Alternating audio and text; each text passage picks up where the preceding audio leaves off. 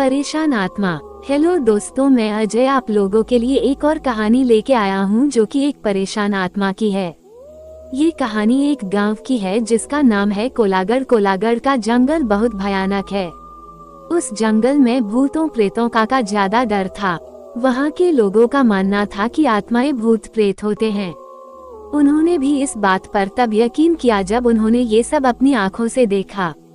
उस गांव में एक औरत थी, उसका दिमाग कुछ ठीक नहीं था। उसका पति भी एक एक्सीडेंट में मर गया था। तब से वो कुछ अजीब सी हो गई थी। कुछ लोग उसे पागल कहते थे।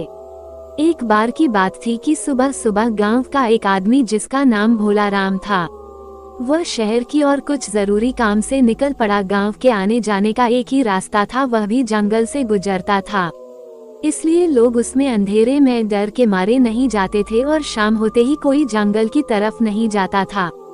भोला राम जब उस जंगल से जा रहा था, गांव से कुछ दूर ही जंगल में उसे एक औरत की लाश पेड़ पर लटकती नजर आई। वह एकदम डर गया और भागता हुआ गांव वापस आया। कुछ लोगों ने उसे इस तरह से भागते देख कहा, क्या हुआ भोला राम, तुम तो अभी शहर के लिए निकले थे और तुम भागते हुए वापस क्यों आ गए?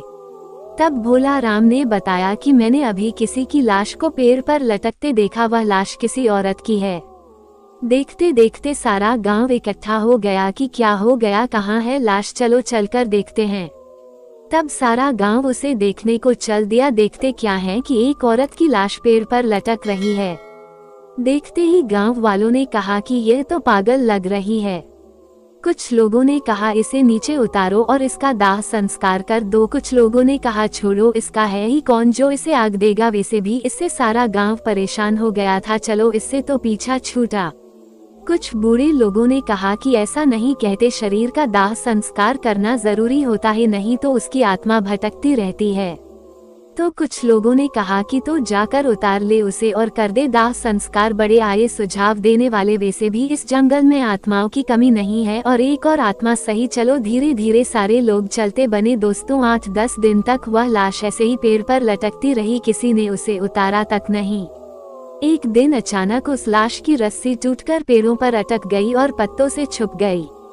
समय बीतता गया। एक दिन गांव का हरिया नाम का व्यक्ति उस रास्ते से जा रहा था कि उसे वही पागल सामने दिखाई दी। वह एकदम डर गया, उसका सारा शरीर कांपने लगा और उसके पलक झपकते ही वह गायब हो गई। हरिये ने सोचा कि मैं तो मन में ऐसे ही सोच रहा था और वह आगे चल दिया। तभी एकदम उसकी और एक सांड दौड़ते हुए आया और उसे जोर से टक्कर मार के चला गया। हरिया उल्टा गिरा, उसके बहुत जोर से चोट आई। उसने जैसे ही पीछे मुड़ के देखा तो कोई नहीं। उसने जैसे ही फिर आगे को देखा तो उसके आगे एक औरत खड़ी हो गई। वह एकदम डर गया और कांपने लगा। उसकी शक्ल तो ऐसी थी कि तरफ गाल की हड्डियां और एक तरफ जला हुआ सा चेहरा, आंखें अंदर धंसी हुई, नाखून बड़े बड़े। वह उसे देखकर ऐसा डरा कि वह बेहोश होके गिर पड़ा। उसकी आंखें खुली तो वह एकदम डर गया। उसने अपने आप को घने जंगलों के बीचों बीच पाया। उसके पेट में तो पानी हो गया। चारों तरफ से आवाजें आ रही थी, कहीं पत्तों में खर खर की आवाजें तो कहीं शेर के दहाड़ने की आवाजें। वह इतना डर हुआ था कि उसे तो भागना ही नहीं आ रहा था। वह वहां से धीरे धीरे डरता हुआ जंगल में से भटकता हुआ बाहर आया। उसे जंगल से निकलते निकलते अंधेरा हो गया था। वो अब और डर रहा था कि पहले तो एक भूत था, पर अब ना जाने कितनों से पला पड़ेगा। पता नहीं आज मैं यहाँ से जिंदा निकलूंगा कि नहीं। उसके मन में अजीब अजीब से ख्याल आ रहे थे। वह भागता ही चला जा रहा था। भागते भागते वो जाने कैसे उस जंगल से बाहर निकल के आया। उसे इस हालत में देख कुछ लोगों ने उससे पूछा कि इतनी रात को कहां से आ रहे हो, तुम्हें डर नहीं लगता क्या? उसने कुछ भी जवाब नहीं दिया। उसे विश्वास नहीं हो रहा था कि मैं गांव में जिंदा आ गया हूँ। उसकी हालत देखकर कह रहे थे कि इस हरिया को क्या हो गया है। वो घर पहुंचा और जाकर की ओढ़कर सो गया। उसकी औरत ने उसे खाना खाने के लिए कहा, पर उसने कुछ जवाब नहीं दिया।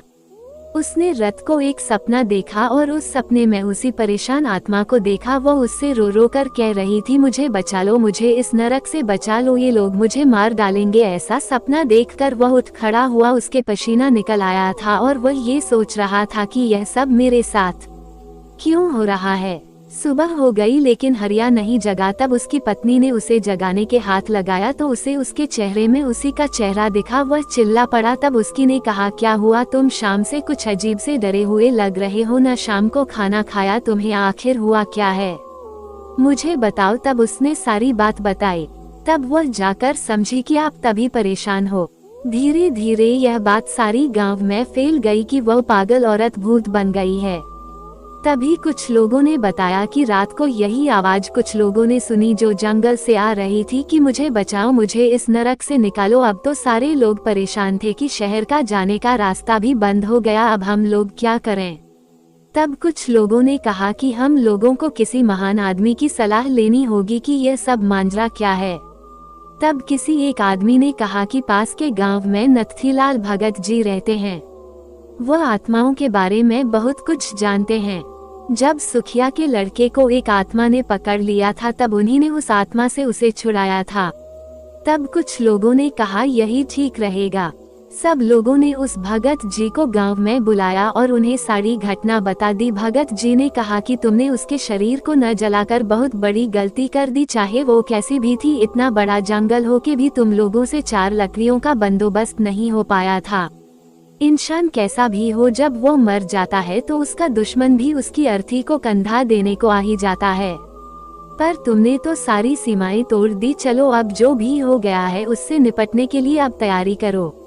तब भगत जी ने हवन किया और अपना ध्यान लगा के देखा तो उसे वह आत्मा बंधी हुई नजर आई। तब पंडित जी ने उसे पूछा कि तुम्हें यहाँ किसने बांध रखा है। तब उसने कहा कि मुझे एक दरिंदे ने बांध रखा है, पहले उसने मुझे मार के पेड़ पर लटका दिया था, फिर गांव वालों ने मेरे शरीर का अंतिम संस्कार भी नहीं किया। मेरे शरीर को उसने कहीं छुपा के रख दिया है, इसने मेरी आत्मा को कैद कर लिया है। जब तक मुझे मुक्ति नहीं मिलेगी इससे, जब तक मेरे शरीर का अंतिम संस्कार नहीं हो जाता। मैंने हरिया को भी यह बात बतानी चाहिए जब तक मैं उसे कुछ बताती, पर उससे पहले उस वहसी दरिंदे ने उसे चोट पहुंचाकर बेहोश कर दिया था। तब मैंने उसे उससे बचा लिया था। तब पंडित जी सब समझ गए और कहा कि तुम चिंता मत करो, मैं तुम्हें अवश्य मुक्ति दिलाऊंगा। तब भगत जी ने आंखें खोली। तब उन्होंने कहा चलो मुझे उस पेड़ के पास ले चलो जहां वह मरी थी।